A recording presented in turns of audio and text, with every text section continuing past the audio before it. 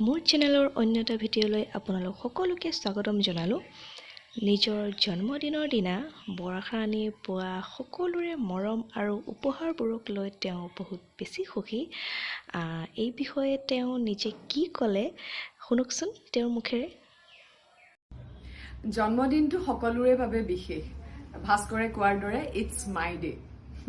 কালি মোৰ জন্মদিনত social media আৰু হোৱাটছএপৰ জৰিয়তে আপোনালোকে দিয়া মৰম আৰু আশীৰ্বাদৰ বাবে আপোনালোক সকলোকে অশেষ ধন্যবাদ জ্ঞাপন কৰিছোঁ।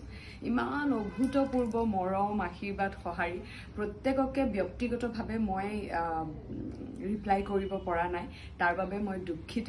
কিন্তু মোৰ বিশেষ দিনটো আৰু অধিক আপোনালোক সকলোৱে বিশেষ কৰি তুলিলে আপোনালোকৰ মৰমেৰে। মই সকলোকে ধন্যবাদ জ্ঞাপন কৰিছোঁ। এনেকৈ মৰম আৰু আশীৰ্বাদ কৰি থাকিব।